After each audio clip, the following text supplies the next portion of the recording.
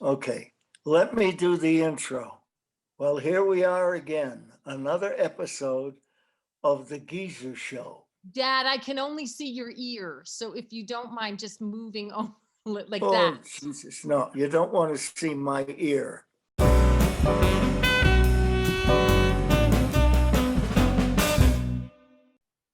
Here we are again, another episode of The Geezer Show.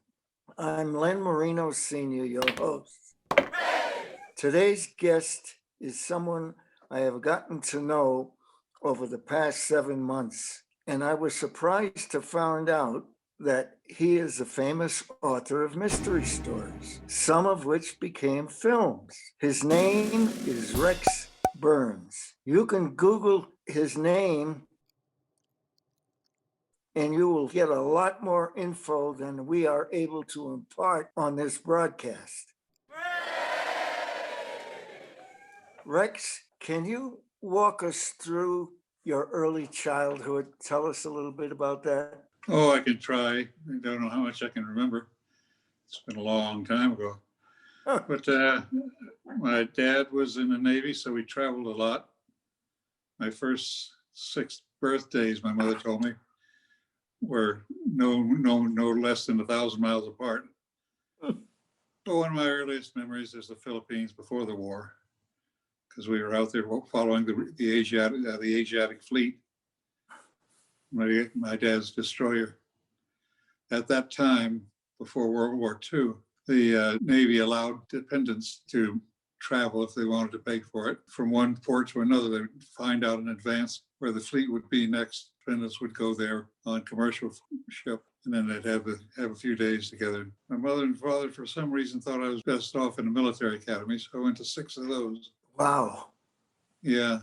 My father was killed in World War II, and he's still out there on the Aaron Ward, just off Guadalcanal.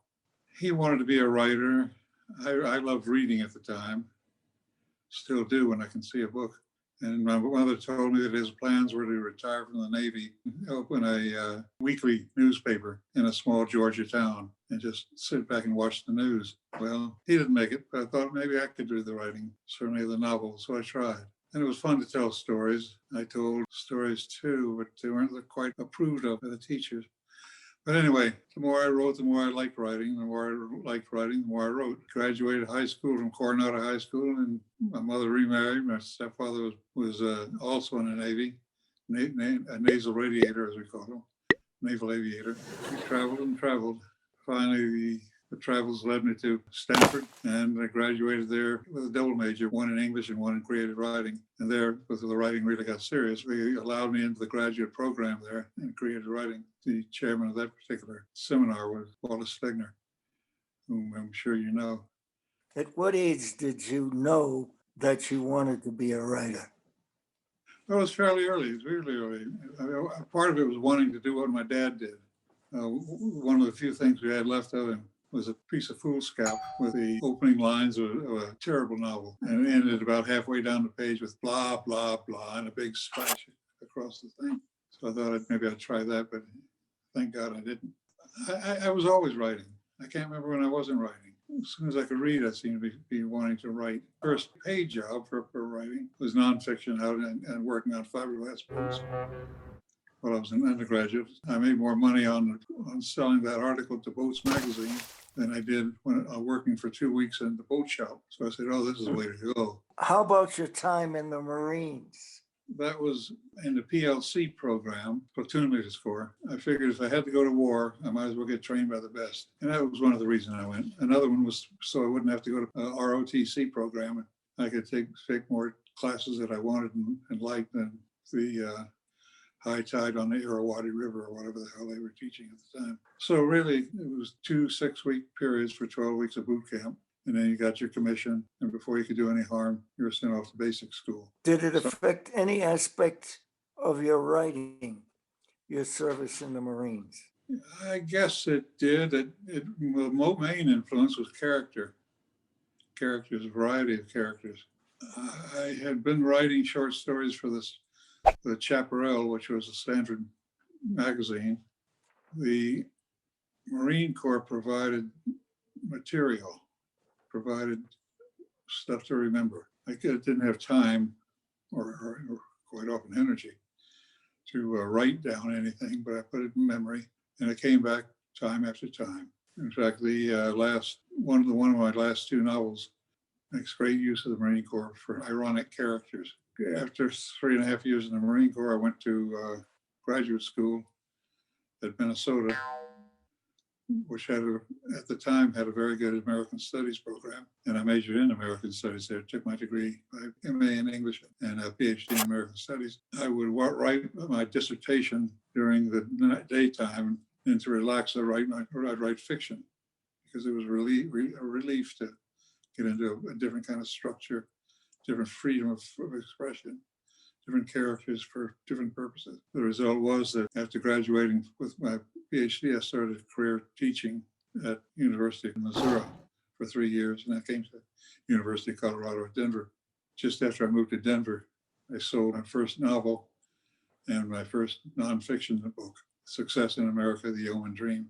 And they both came out within a week of each other. The story that I sold was a police story. It was based on an actual story, better part of the Alvarez Journal. And that's the one that won the Edgar for Best First Novel. At the time, there were a few realistic police stories here and there, but it really wasn't the police procedural type of story that became so popular and is so widespread on television now. Fiction writing served the same purpose of entertaining me and giving me a chance to express myself on material that was interesting. Tell us about that riding around in police cars and the inspiration. Well, most of the police cars I rode with were with the homicide section of the Denver Police Department.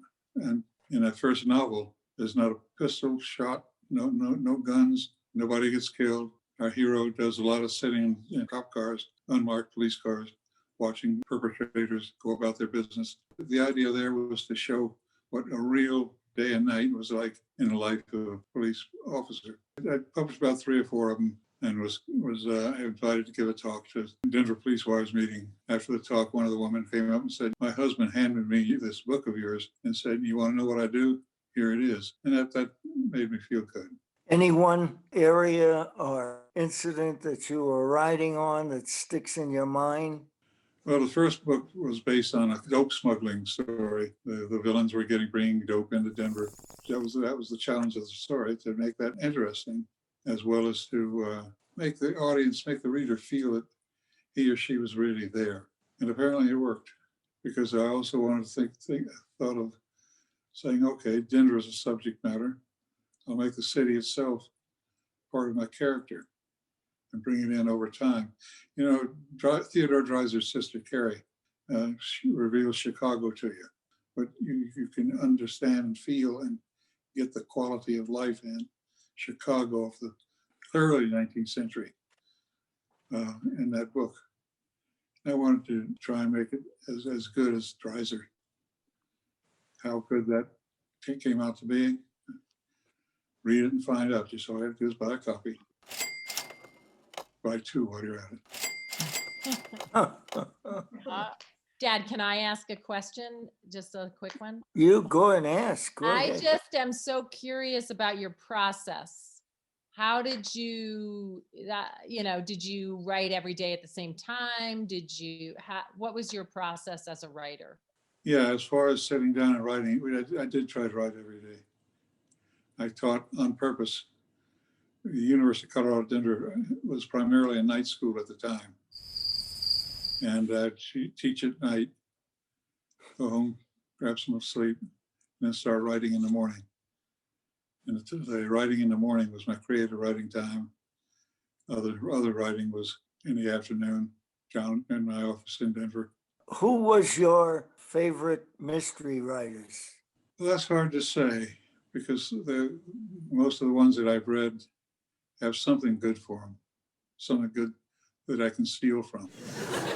Characterization, setting, plot, surprise, pace, all these things you can are auxiliaries that the writer can read and define for using in one's own writing.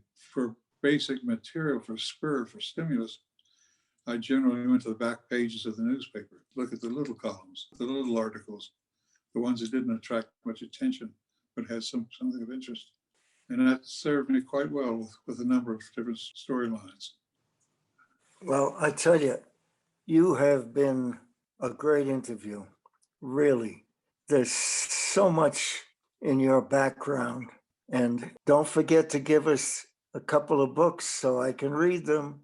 I'll see you at dinner tonight. I'll see you at the bar. Okay.